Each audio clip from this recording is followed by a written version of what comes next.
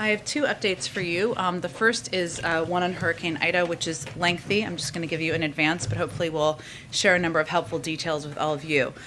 Today, as you just saw, the President and his Homeland Security team continue to monitor the impacts of Hurricane Ida, something that he was monitoring through the course of the weekend.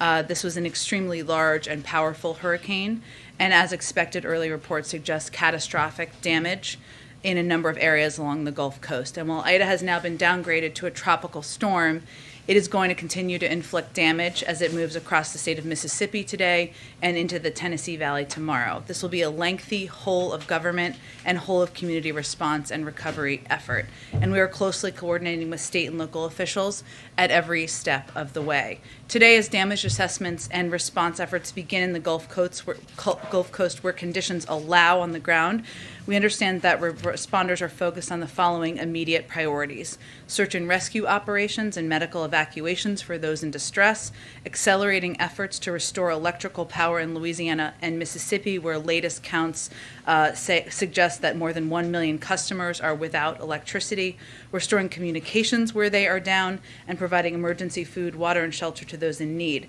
In parts of Louisiana, including New Orleans, energy companies have reported catastrophic damage to their transmission systems, and we don't yet know how long this will take for the local utilities to repair, but clearly that's a big priority for everyone involved. It could be weeks to get everything fully back up and running.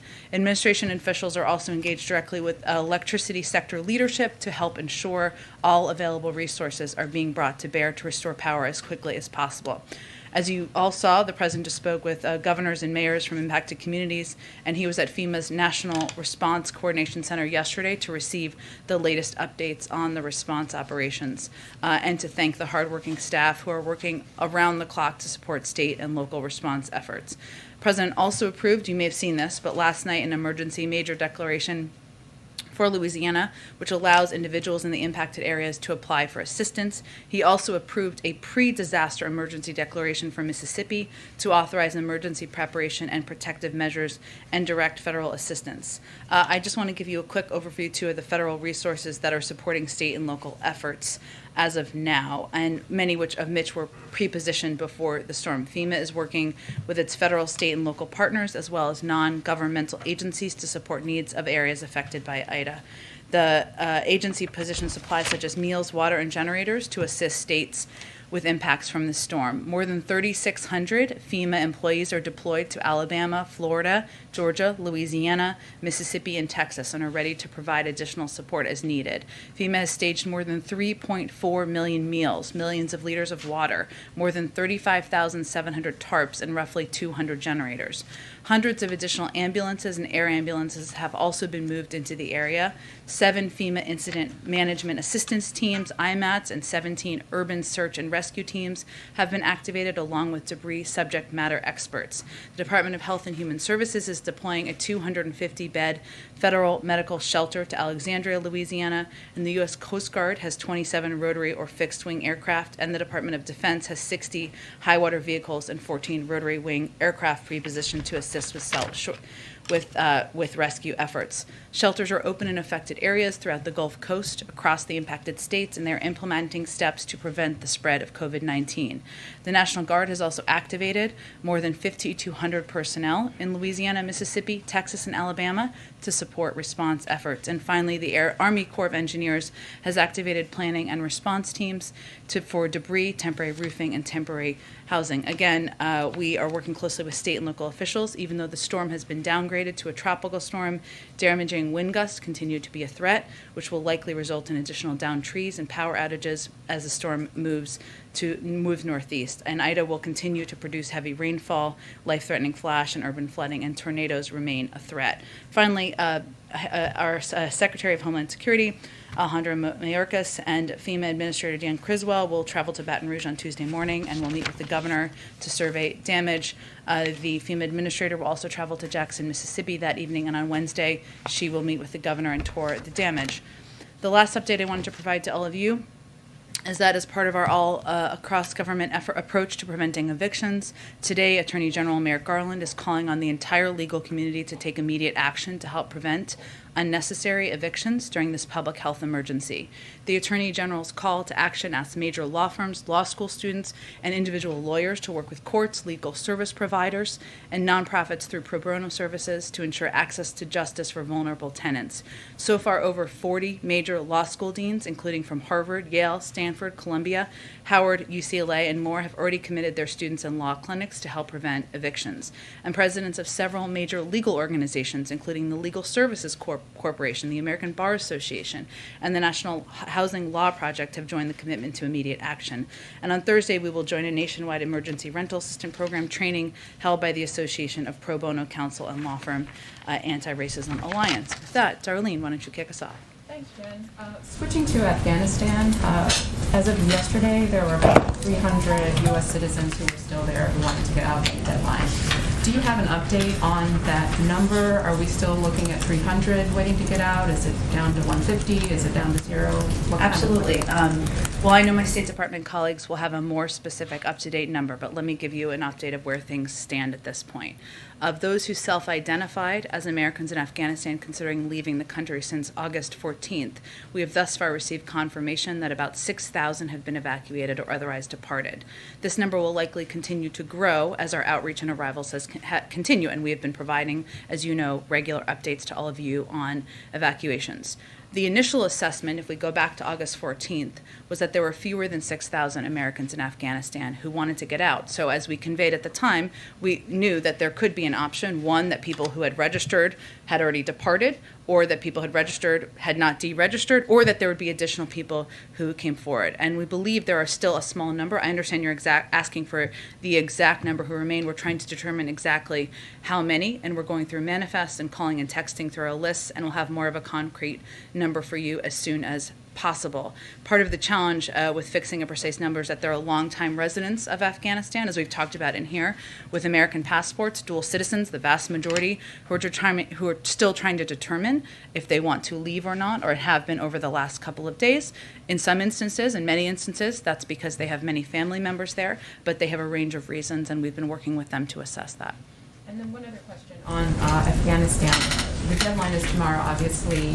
What can you tell us about what the president will do tomorrow? How will he mark this moment? Should the public, expect to hear from him tomorrow at some point after this is all wrapped up? Absolutely, Darlene. Well, without getting into specific operational details, I know you're not asking me for that, but just to preface, I think you all can expect, and the American public can expect, to hear from the president in the coming days. I don't have anything to outline for you in terms of the specific date or time for that at this point in time. Go ahead. Thanks, Jen. On August 10th, President Biden told me, quote, "I do not regret my decision to withdraw from Afghanistan." After watching the heart-wrenching dignified transfer yesterday, is that still his position? Does he not regret the manner in which this withdrawal was conducted?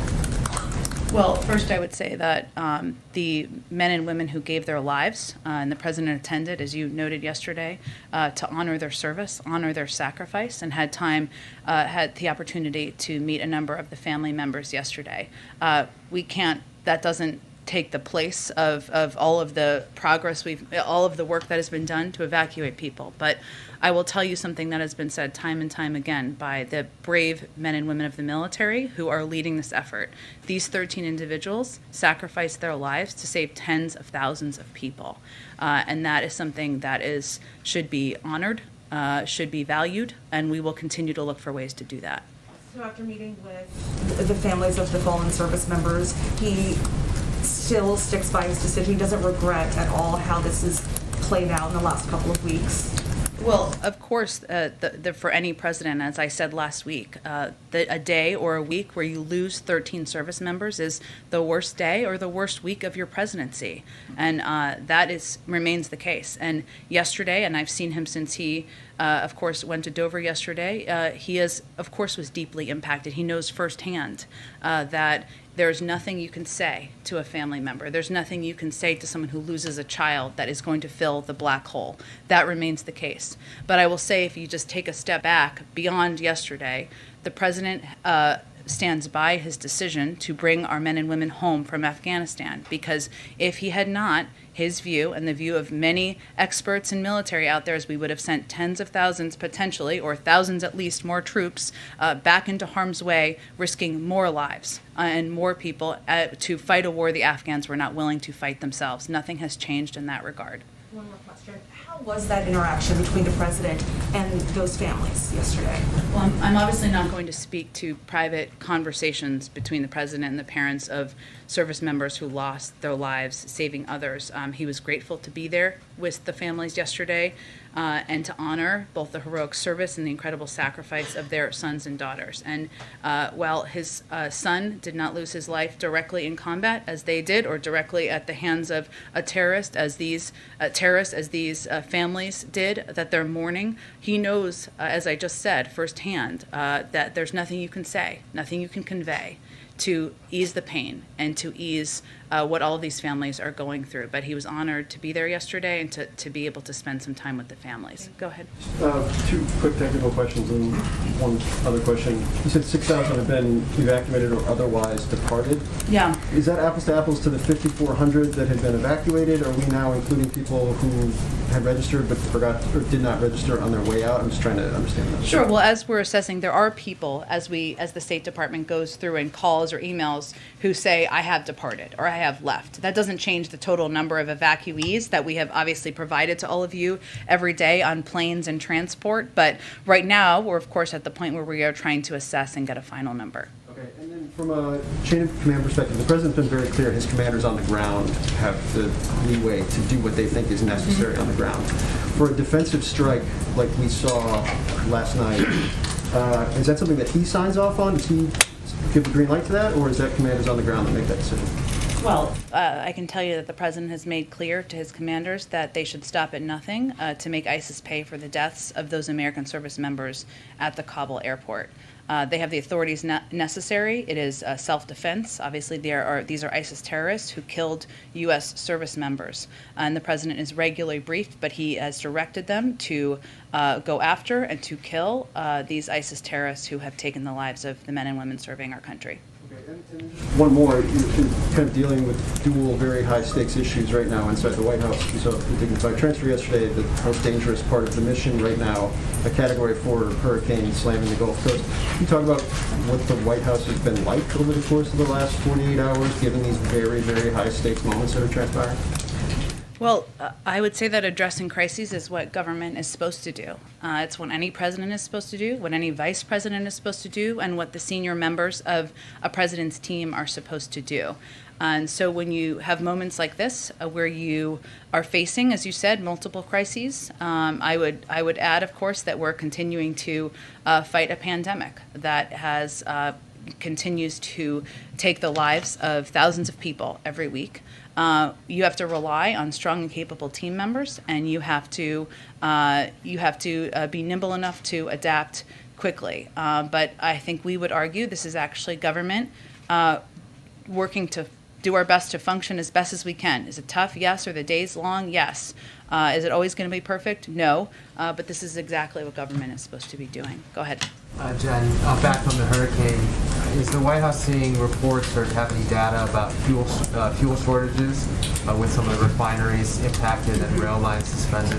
It is something we're monitoring closely, Jeff. We have not seen to date that as an issue, but we will closely monitor that and will continue to over the coming days. And is the White House along the same lines considering or see the need for Jones Act waivers to deal with fuel shortages?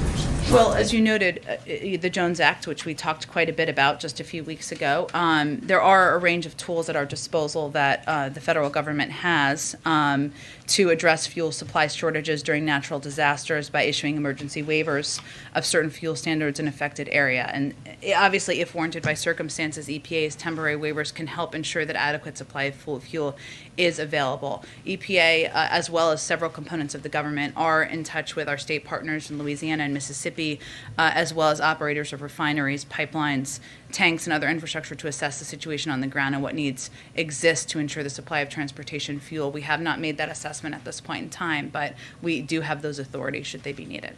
Just last follow-up on the Afghanistan. of meeting with family yesterday. Does the president plan to continue to stay in touch with those families? Absolutely. And he's going to continue to look for ways of honoring them and the lives that were lost last week as well. Go ahead. Thank you. Just a few others on the ongoing evacuation, with the caveat that things are changing, winding down, numbers as they get reported here versus situations on the ground. Sure. We heard through the weekend of Americans who were told to get to the airport and then unable to do so because of the danger on the ground. If for some reason, and we don't have a specific example just yet, but there very well may be, depending on when the final flights out are, what would be your message to those Americans who may be left behind who were trying to get out? Well, as you noted, and I appreciate the caveat, we are continuing, we remain in touch with American citizens, as I noted at the top, to Darlene's question, and we are continuing to work to evacuate American citizens. What our message directly would be is that our commitment is enduring, and our commitment does not waver, even as we bring our men and women from the military home. And let me just outline for you a couple of the steps that are ongoing that I expect we'll give you updates on as details are finalized.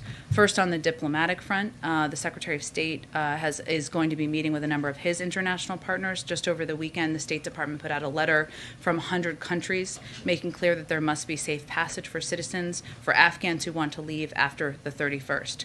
On Friday, one of the Taliban leaders delivered public remarks conveying that individuals who wish to leave after the 31st would be able to do so. That does not mean we trust what they say, but there is an enormous amount of international leverage that we will continue to work in a coordinated way with our partners around the world. And there is also, of course, a discussion about what our diplomatic presence may look like moving forward. As our Secretary of State and our National Security Advisor confirmed yesterday, our current plan is not to have an ongoing presence in Afghanistan as of September 1st, but we will have means and mechanisms of having diplomats on the ground, being able to continue to process out those applicants and facilitate passage of other people who want to leave Afghanistan. We will have more details for that, I expect, in the coming days. And can I add one more piece that we're working on? The other piece of this is operational, which of course is the airport and the airports. There are also regional airports. And we are currently working with a range of partners in the region about how to keep those up and operational. We need to reopen or figure out how to work with our partners to reopen the civilian airport and ensure that that is a mechanism. That is an area where there is mutual interest by the United States, by international organizations like the World Food Program who want to get assistance in, and by the Taliban to get these airports operational and running.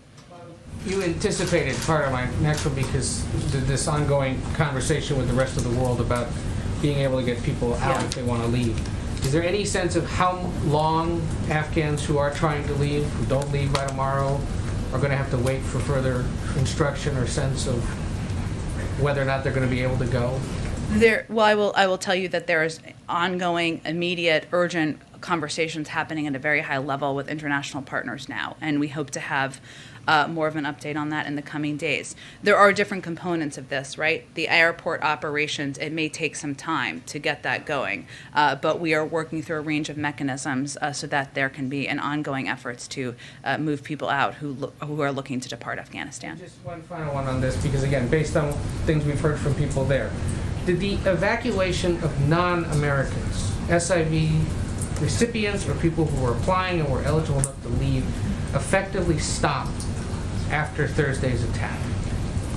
No, we have continued to work to evacuate individuals since that time. I think we've put out a range of numbers since then who make clear that we have continued to evacuate Afghan partners and other applicants. Go ahead. As the U.S., first of all, it's approaching midnight at the end of the 30th now in Kabul. Is that the way you view the deadline, or does the White House view the deadline as some point tomorrow? I'm not going to get into operational details of when we will continue our retrograde efforts. That's led by the Department of Defense and our team on the ground. The President said he believed, recently you followed and said the same, that he believed that they were on pace, this was before the attack, on pace for the achievement of our objective. So as we approach that deadline, whether tonight or tomorrow night, whatever it is, did the U.S. accomplish its objective, knowing that there will be likely thousands of SIV applicants and others still there, and certainly some Americans as well? Did we achieve our objective? I think first, we have to date evacuated more than 120,000 people. That's 120,000 lives that we have saved, including 6,000 Americans and their families, many of them dual nationals. And we are continuing. Our commitment is enduring to Afghan partners, to American citizens who may not have decided to leave. That is their right to determine when they want to leave. That commitment is enduring. But we have saved more than 120,000 lives, and I would let you evaluate for yourself. Go ahead. When we talk about as the U.S. prepares to leave, whether tonight or tomorrow, there are going to be billions of dollars worth of U.S.-made munitions, arms, military, aircraft, armored vehicles that have fallen into the hands of the Taliban here, giving them new capabilities they didn't have before this. Are Americans less safe now because the Taliban now has access to billions of dollars worth of American-made weaponry? Well, let me unpack your question a little bit, because the U.S. military, part of their retrograde effort is to reduce the amount of military equipment or apparatus that anyone on the ground has access to. I'm not going to get into the details of how they do that, but that is part of their effort. I will also reiterate something that our National Security Advisor said just last week. We had to make an assessment several weeks ago about whether we provide materials to the Afghan National Security Forces so that they could fight the fight. Obviously, they decided not to fight or not, and we made the decision to provide them with that equipment and the material. The third piece I would note that's very important here is that we have not assessed that any group on the ground, whether it's ISIS-K or the Taliban, has the ability to attack the United States. Whoa. We clearly need to, sorry, that was an aggressive bug. We need to ensure that remains the case, but that is not a capability that we have assessed to be the case at this point in time. There's a difference between the threat that is posed to U.S. men and women serving or people who are gathering outside of the gates in Kabul and whether these individuals can attack the United States. So I guess, but in simple questions, acknowledging that you're going to try to limit what access they do have to some of the weaponry in ways that you can't communicate here. But at the end of the day, whether it's not the United States that's under risk as a function of this, are Americans around the globe? I mean, are Western interests now more at risk because the Taliban has new access to all this weaponry? Well, again, Peter, I would say that the world will be watching. We have an enormous amount of leverage, including access to the global marketplace, which is not a small piece of leverage to the Taliban, who are now overseeing large swaths of Afghanistan.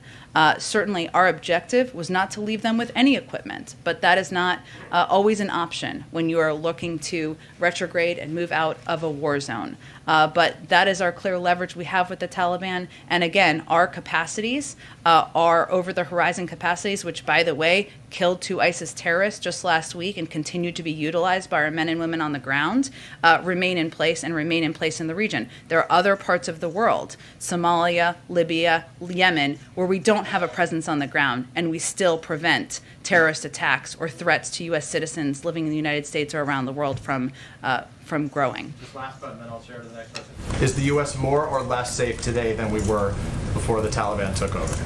Well, again, we are not going to do anything that's going to allow terrorists to grow or prosper in Afghanistan or any terrorist organization. That continues to be the president's commitment, and his order to his U.S. military over the past several days and the actions that CENTCOM have announced show that he's going to deliver on that promise. Go ahead. Is there any concern or disappointment here that China and Russia didn't sign on to the letter that the State Department put out the other day?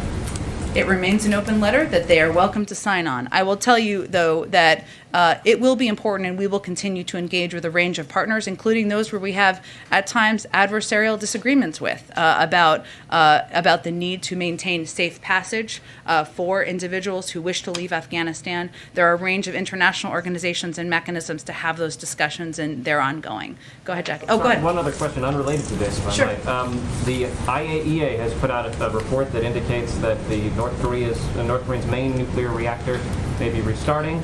The IAEA says it's a matter of serious concern. What's the White House's reaction? We are, of course, aware of this report and are closely coordinating with our allies and partners on developments regarding North Korea. This report underscores the urgent need for dialogue and diplomacy so we can achieve the complete denuclearization of the Korean Peninsula. We continue to seek dialogue with the DPRK so we can address this reported activity and the full range of issues related to denuclearization. Go Go ahead, Jackie. Thanks, Jen. I wanted to go to this New York Times report about the students from the American University in Afghanistan. The Times reported that they had been left behind and they were contacted apparently to try to get out, held in safe houses for a period of time, and then were told that the evacuation had stopped.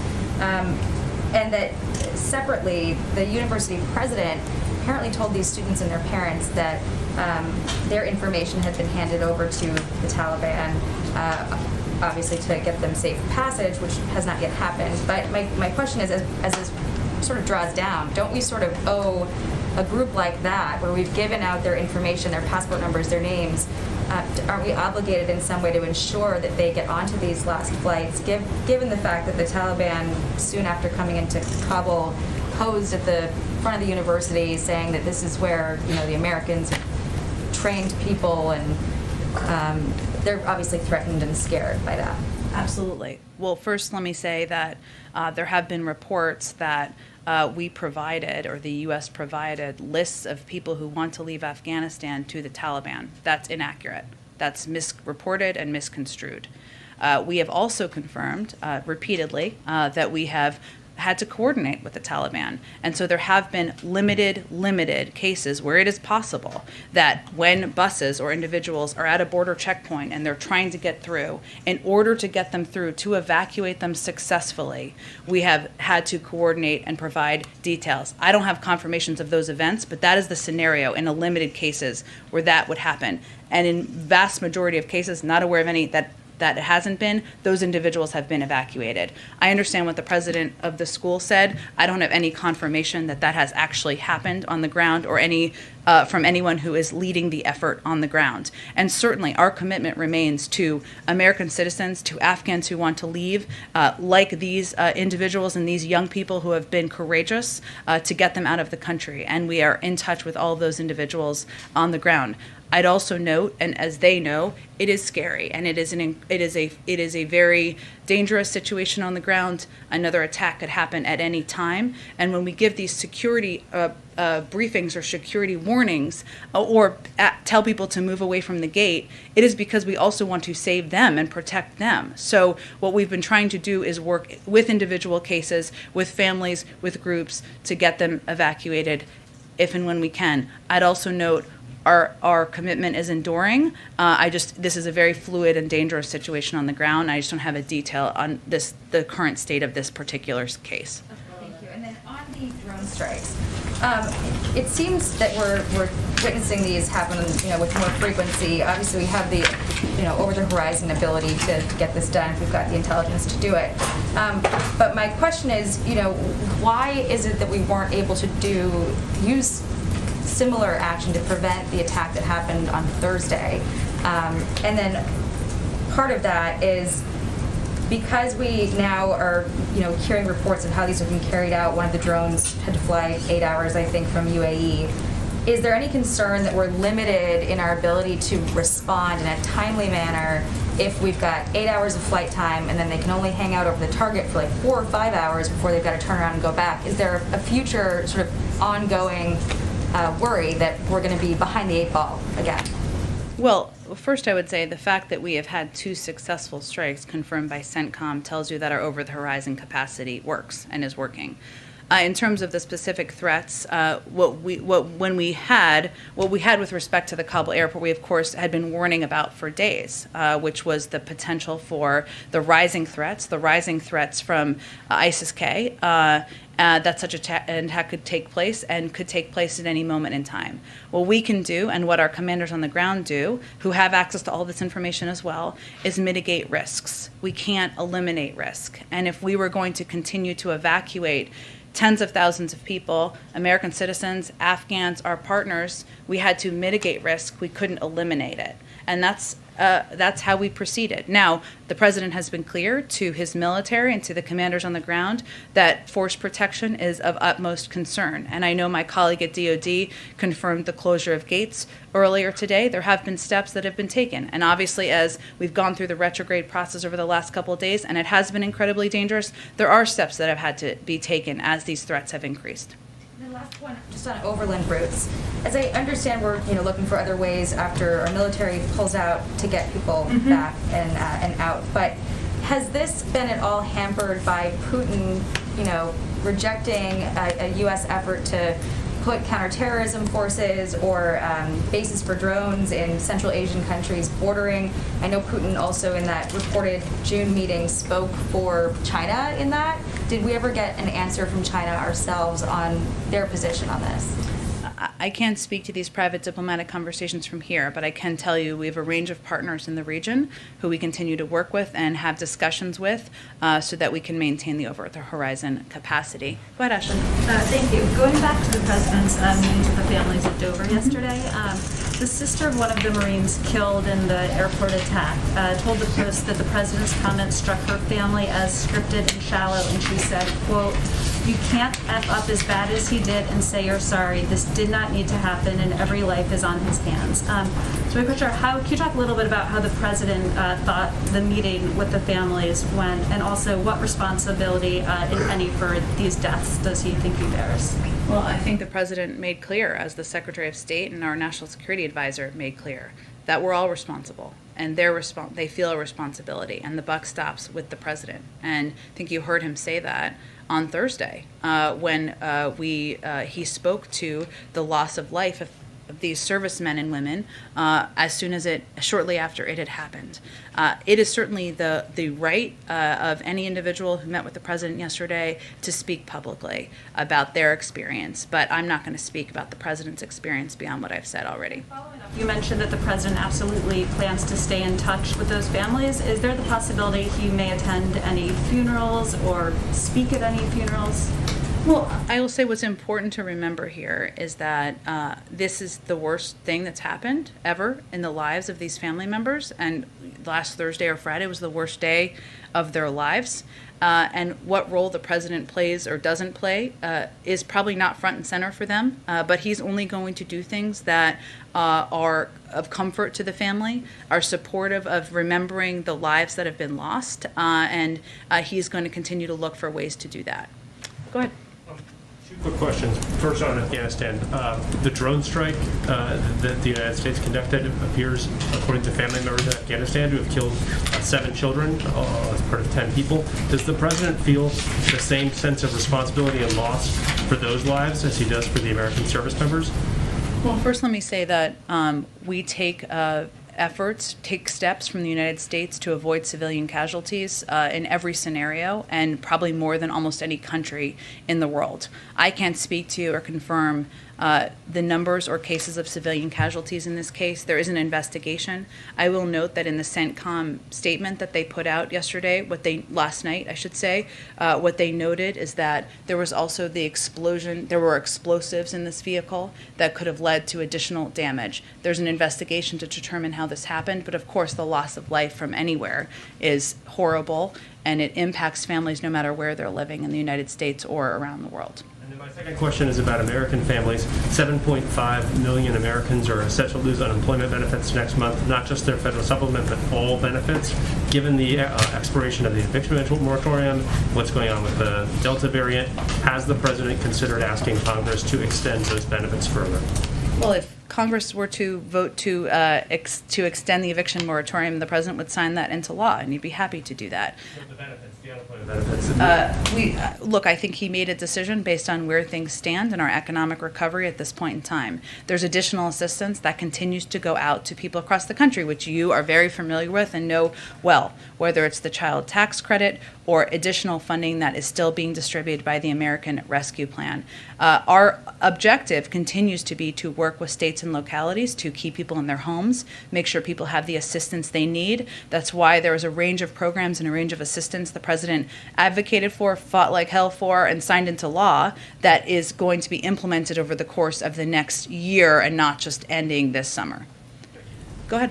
The president regularly talks about the fact that he's the 4th president to deal with Afghanistan. He made a point in his April speech to say he'd called President Bush. Wondering, has he been in touch with President Bush, President Obama? I'm going to assume he hasn't been in touch with President Trump, but I'll ask anyway, about this over the past few weeks as this withdrawal has played out. I'm not aware of any calls he's had with those presidents over the last few weeks. Go ahead.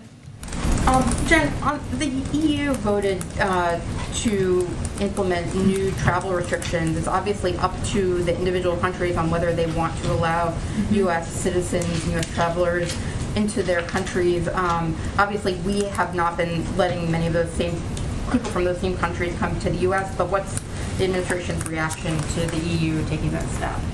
Well, I think it's first important to note that today's announcement by the EU impacts people who are unvaccinated and not people who are vaccinated. And we continue to encourage people to get vaccinated. And the fastest path to reopening travel is for people to get vaccinated, to mask up and slow the spread of the deadly virus. We continue to work across federal agencies to develop a consistent and safe international travel policy. This includes travel from Europe. This will involve stepping up efforts to protect American people, including by potentially strengthening testing protocols for international travel. It may also involve ensuring that over time foreign nationals coming to the United States are fully vaccinated, with limited exceptions. No decision has been made yet, but these internal discussions have benefited greatly from our engagement with our international partners. Just a smaller thing related to the hurricane. Are you anticipating that the president will visit Louisiana at some point, and do you think that that will likely be later this week? I know things are obviously fluid at this point, but you have the Homeland Security Secretary already going there tomorrow. Right. It is different, as you all know, for the President of the United States to travel somewhere from the Secretary of Homeland Security, given the footprint. And the President would not want to go if it were to impact, until it does not impact recovery and rescue efforts on the ground. So I don't have any prediction of that at this point in time. We will see how the next few days go. Go ahead, Karen. Jen, we've heard reports of hospitals down in Louisiana that are full of COVID patients trying to evacuate some patients. They're having issues of roof damage, some generators failing. Can you give us a sense of the scope of the impact on hospitals in that region and what the federal government is specifically doing about that? Absolutely. So first, let me say that I know there have been a range of reports out there, but as of late last night, no hospitals had run out of oxygen as of late last night. That is something, of course, that we are watching very closely.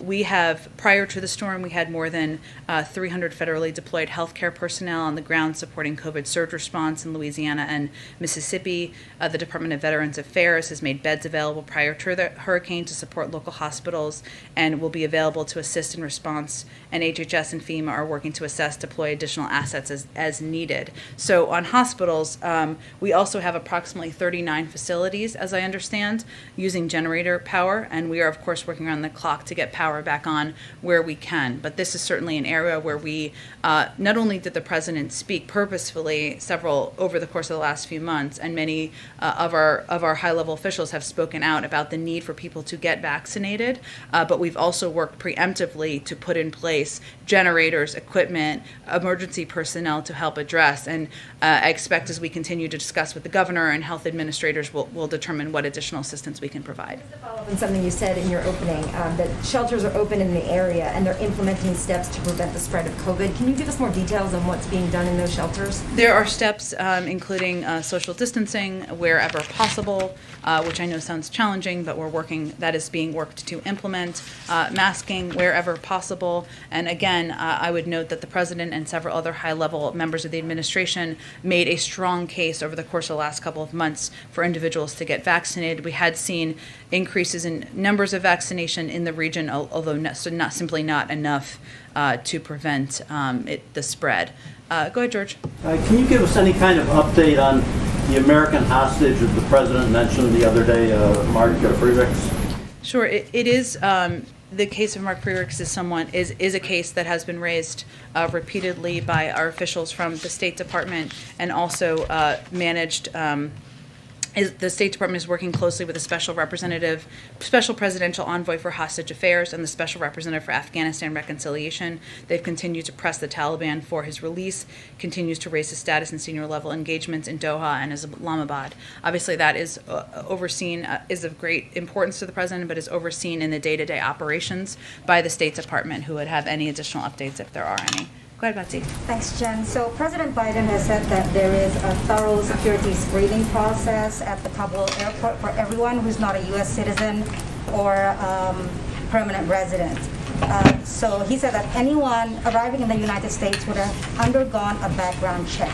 Can you clarify where this vetting process is taking place? Because our sources have said that the president has instructed Ambassador Ross Wilson to essentially be more permissive, to just get as many people on planes first and then vet later. Can you confirm that? And then I have another second. I mean, I don't think that's a secret. That is something we've conveyed clearly, and that is also one of the reasons why we're so grateful to several dozen countries out there, some of whom are serving as lily pad countries where individuals are going, as for many of them, their screening process is continuing before they proceed to the United States. Okay, and can you respond to allegations from groups assisting evacuations that it's very difficult to get deserving Afghans out because procedures that were given to the Marines on the ground and officers on the ground change constantly, sometimes even daily? Well, I would first say that it's an incredibly difficult and challenging security situation on the ground, as is evidenced by the fact that 13 men and women gave their lives on Thursday, and we dealt with rocket attacks overnight. And of course, force posture and the protection of our troops is going to be a top priority. But I would note that we've still evacuated, if you subtract the nearly 6,000 American citizens, that's 114,000 people, many of whom are Afghans, others are partners who we've evacuated from the country, SIV applicants and others, and saved their lives. So that would be my response to that person. Go ahead. So how many of those people from the 120,000, when will you give breakdowns of the nationalities? How many are SIVs? How many are third country nationals? When can we expect I would that? expect that would come from the Department of Homeland Security, and they're working through that now. Go ahead. There's a wildfire buried down in South Lake Tahoe right now. Is the administration tracking its advance? What plans does it have for this? And what are your thoughts on the fires that have been going on right now? Yes, absolutely. We are tracking the wildfires and ones that have unfortunately continued in different parts of the West, it seems, over the past several months. I would note that even as the president did regular briefings on hurricane preparedness, which of course have made us equipped to deal with the moment we're facing in the Gulf coasts, he also prioritized preparing for fires and ensuring that communities have the resources they need and that we have the response needed. I can check with our FEMA team and see if there are specific resources that are being deployed there at this moment in time and get back to you on that as well. The administration trying to boost pay for firefighters, trying to get more firefighters in the front lines. Absolutely, yes. Is the administration confident that the resources are what's needed, given that initiative? Well, that is our objective, but we will continue to assess if additional resources are needed. And again, I would note that when the president came in, he looked at the impact of wildfires and the fact that in the past, there has been cases where we didn't have the resources needed, and he wanted to preemptively take steps to prepare for that, to make sure we had those resources as we went into fire season. Yamish, go ahead. Thanks so much, Jen. One on Afghans that helped the United States and helped U.S.-funded NGOs and contractors. Is there any estimate on how many may be left behind? Well, I think, Yamish, what we're working through right now is how many left behind who have applied for programs, or how many may be left behind after the deadline? Well, I would say first, Yamish, that I just want to make sure I understood your question, that our commitment to working with not just any American citizen who has not yet decided to leave, but others who stood by our side, fought by our side, that's enduring. That will continue. That is one of the reasons why our Secretary of State has been so focused on working with international partners, assuring that there was this statement by 100 countries out there sending a clear message. I had also noted earlier the statement by the Taliban about safe passage, and why we're working through what the mechanisms and modes will be for our diplomatic presence, even as we're not anticipating having one directly on the ground after the first. If there's no number, it seems maybe that you're not going to get into. I wonder. Well, I think the difficulty of getting to a number, Yamish, is that there may be people who haven't even applied yet. So we can't count those people. If they're eligible, then and they want to depart, we'll work with them. And related to that, what is the president's message to veterans who are feeling even hurt, or maybe a bit embarrassed? People that I've talked to who say that they feel like there are people who helped them, who even in some cases saved their lives, who are now being left behind after the deadline, whether it's tonight or tomorrow. What's the message? What's the message from the president to these veterans? Well, first, we've been closely engaged with a range of veterans groups because we're grateful, of course, for their service and also for their advocacy for so many of these brave translators, interpreters, and others. tens of thousands of whom we've evacuated. But you're right, there could be some that are still there who may not have applied or have not been able to depart the country yet. Our message to them would be, we remain committed. These are our partners. These are our allies who have courageously stood by our side for the last 20 years. That's why we're so focused on ensuring we have means and mechanisms of having diplomats on the ground being able to continue to process applicants and facilitate the passage of other people who want to leave Afghanistan. On the hurricane, Louisiana is going to see highs of 80s. There are reports of no water, no power. What's the plan to get to people who may not have cell phone servers, who may not have access to the internet, who are stuck in their homes, given the circumstances that they may be dealing with? Well, this is why I did such an extensive laydown in the beginning, because as you know, it's not just one thing, right? We are working with companies who to get the power back on. That could take weeks. We don't know. We have also preemptively had set up a range of resources, food, water, and other resources that we can get to people on the ground. And we have deployed an across government entities and resources, whether it's from FEMA to the Health and Human Services, to the Coast Guard, to get out to communities, to save lives, to recover, to get people to food, water, and assistance that they need. Go ahead. Thank you, Jen. Okay, last one. You got under Darlene's, thumb there. Thank you. Two quick ones. The Washington Post reports that the Taliban offered to stay out of Kabul and let the United States forces secure the city. We told them that we only needed the airport. Is that reporting accurate? I have not seen this reporting. I'd have to look at it. And then a moment ago, you said that some of the reporting about the United States giving lists of the names of Afghans or SIV or Americans to the Taliban was inaccurate at times and misconstrued. I'm wondering if you can just clarify a little bit more, because last week the president said that there had sometimes been instances where maybe a bus is coming through and some names have been given, but then he also added that I can't tell you with any certitude that there's actually been a list of names. There may have been, but I know of no circumstance. I think that's entirely consistent with what I just said, or several minutes ago. What I was conveying is that reports or suggestions that we were giving a preemptive, proactive list of Afghans or any individuals who wanted to leave the country to the Taliban are inaccurate. And what the president said, and what I also said, maybe in slightly different phrasing, is that there could be cases where on the ground, commanders who are coordinating with the Taliban to get people through checkpoints, to save their lives, get them evacuated, were saying, here's individuals we need to get through. And in any case that we're aware of, those individuals got through. But again, this is coordination that's happening on the ground. And I think we can all agree there's a big difference between providing a list of people who want to depart proactively and working at the moment on the ground in a coordinated, tactical way to get people out and evacuate and save their lives. So it's a prudential, on-the-ground decision rather than a general massive list. Absolutely. Thank you, everyone.